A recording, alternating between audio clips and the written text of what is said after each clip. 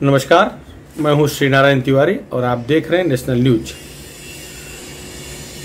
कांग्रेस के पूर्व राष्ट्रीय अध्यक्ष राहुल गांधी और मौजूदा महासचिव प्रियंका वाड्रा उत्तर प्रदेश पर्यटन करके लौट चुके हैं। उत्तर प्रदेश में जो नरसंहार हुआ है उस पर वो चिंता, दुख, खेद नहीं प्रकट किए हैं, चिंता नहीं जताए हैं। लेकिन जो दुर्घटना में 4 जन मारे गए हैं, एक्चुअली दुर्घटना में 2 ही लोग मारे गए थे। 2 लोग वाहन पलटने से कुचल के मरे थे। जो 4 सिख मारे गए थे उस पर दुख, चिंता प्रकट करने ये पहुंच गए थे। लेकिन जो 4 हिंदू मारे गए उनको लेकर के इन्हें कोई भी खेद नहीं है, दुख नहीं है। इस पर आश्चर्य व्यक्त किया जा रहा है। मरने वाले 8 के 8 हिंदुस्तानी थे। मरने वाले 8 के 8 इसी भारत माँ के सपूत थे, जिनकी अभी लंबी उम्र थी। एक बुजुर्ग छोड़ दिया जाए तो बाकी सारे के सारे नौजवान मारे गए हैं, सारे के सारे युवक मारे गए हैं। बड़े आश्चर्य और दुख की बात है कि आंदोलन के नाम पर सड़क पर जमा हुए लोग वाहन पर हमला करते हैं। वाहन चालक अपनी जान बचाने के लिए भागता है, गाड़ी तेज दौड़ाता है, इसमें 2 जन कुचल दिए जाते हैं। इसके बाद लोगों ने गाड़ी पलट दी। गाड़ी पलटने के दौरान गाड़ी जब नीचे गिर रही थी, लुढ़क रही थी, उस दौरान 2 जन दब गए। कुल 4 जन इस तरह से मारे गए। इसके बाद जो तांडव हुआ वो बड़ा भयानक था। इसके बाद जो कुछ हुआ वो महाभयावह था। कार गाड़ी से निकाल कर लोगों को पीट पीट कर मार डाला गया। हमलावर, अत्याचारी जो भी थे वो सब सिख संप्रदाय के लोग दिख रहे हैं। जो वीडियो वायरल हुए हैं उसके मुताबिक उस या तो सिख थे अथवा अब्दुल भाई के लोग थे। उनके पहनावे सामान्य हिंदू जैसे तो नकाराप नहीं थे। वीडियो में दिख रहा है किस तरह से लाठी चला रहे हैं, किस तरह से घायल अपने जीवन की याचना कर रहे हैं, भिक्षा मांग रहे हैं, जीवन मांग रहे हैं, लेकिन पीट पीट कर मार डाले। जो मारे गए हैं कौन हैं? सोनिया जी बड़ी चालाक हैं, वो इस पर अभी तक मुंह नहीं खोली हैं। लेकिन राहुल गांधी और प्रियंका गांधी जिस तरह से बयानबाजी कर रहे हैं, जिस तरह से आगे बढ़ चढ़ कर बोल रहे हैं, आंदोलन को हवा दे रहे हैं, लोगों को उकसा रहे हैं, उससे उनका वोट बैंक बढ़ेगा कि नहीं ये तो मुश्किल है कह पाना। लेकिन उनका हिंदू विरोधी जो रवैया है वह जगजाहिर फिर हो रहा है। देखिए, सिख जिस इलाके में ये हादसा हुआ है वहाँ बड़ी संख्या में सिख समाज के लोग रहते हैं। नो डाउट लखीमपुर खीरी का इलाका जो है वहाँ सिख संप्रदाय के लोग हैं, बड़ी संख्या में हैं, लेकिन वहाँ हिंदुओं की आबादी भी कम नहीं है। यह मामला उत्तर प्रदेश का है, ये मामला पंजाब का नहीं है। पंजाब में भी चुनाव है, उत्तर प्रदेश में भी चुनाव है। लेकिन जिन्हें पीट पीट कर मारा गया है वो कौन थे? शुभम मिश्रा नौजवान है, हरिओम मिश्र ड्राइवर नौजवान है, श्याम सुंदर ये भी नौजवान है, और पत्रकार रमन कश्यप। ये चारों के चारों हिंदू थे, जिन्हें आतताइयों ने, जिन्हें कुछ लोग किसान कह रहे हैं, किसान मैं कदापि मानने को तैयार नहीं हूँ। ये अत्याचारी, दुराचारी, खालिस्तान समर्थक, आतंकवादी थे। क्योंकि कोई भी किसान इस तरह से पीट पीट कर किसी की हत्या कर देगा, ऐसा कोई भी भारतीय मानने को तैयार नहीं है। किसान अन्नदाता है, किसान लोगों को जीवन देता है, किसान लोगों की जान नहीं लेता, लोगों को जीवन देता है। जीवनदाता जान लेता बन ही नहीं सकता।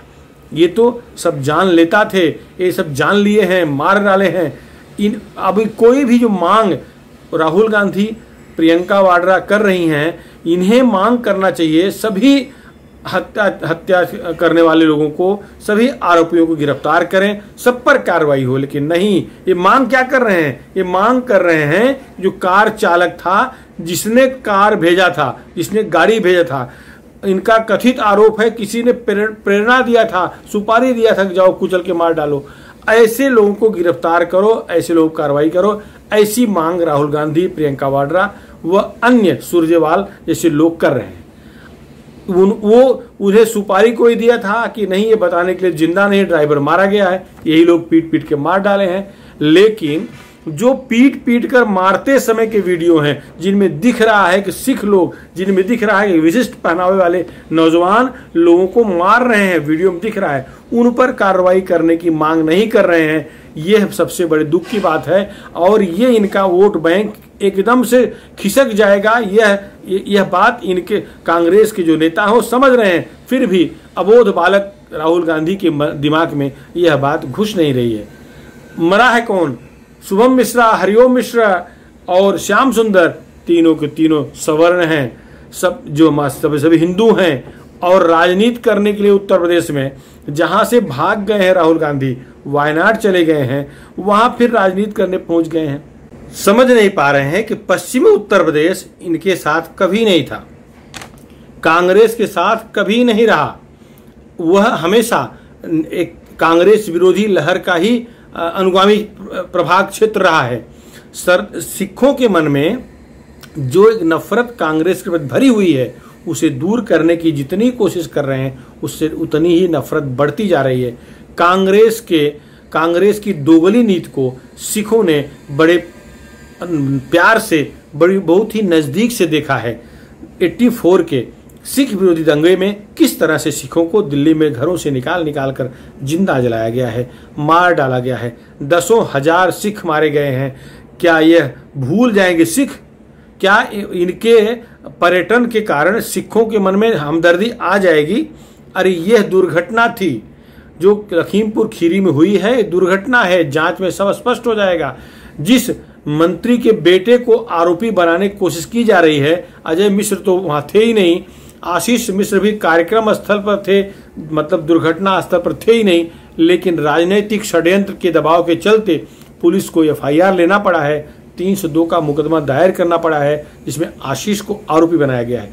जांच में जो मिलेगा, जांच में जो सत्य सामने आएगा, उसके तहत कार्रवाई होनी ही चाहिए। वैसे बहुत अच्छी बात है, सर्वोच्च न्यायालय ने इस पे सुमोटो ले लिया है, मामले को स्वयं संज्ञान ले लिया है, स्वतः संज्ञान लेकर के मामले की सुनवाई शुरू कर दी है।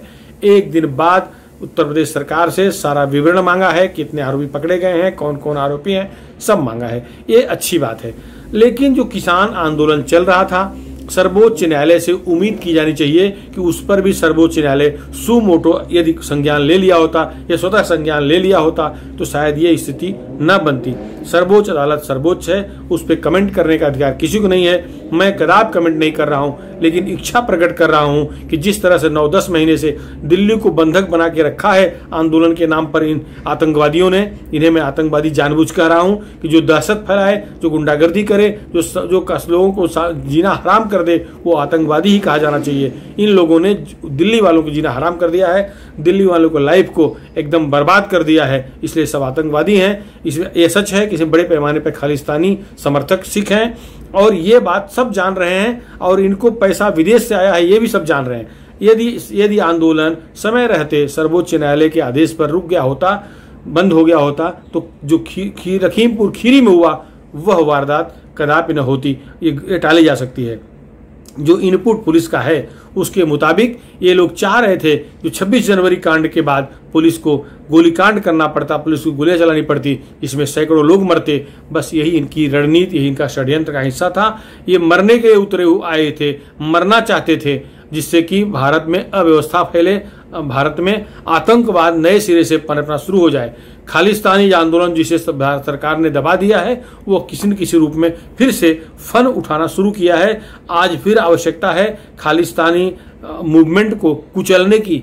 अगर नहीं कुचला गया तो देर सवेर यह फिर भयावह रूप ले लेगा। भारत ने इसका दंड, इसका प्रायश्चित देखा है, भुगता है। फिर इस पर भुगतने की स्थिति ना बने, इसलिए जो भी एजेंसी है सरकार की, जो भी न्यायपालिका जहां भी संभव है, सब इस पर कदम उठाएं और रोकें।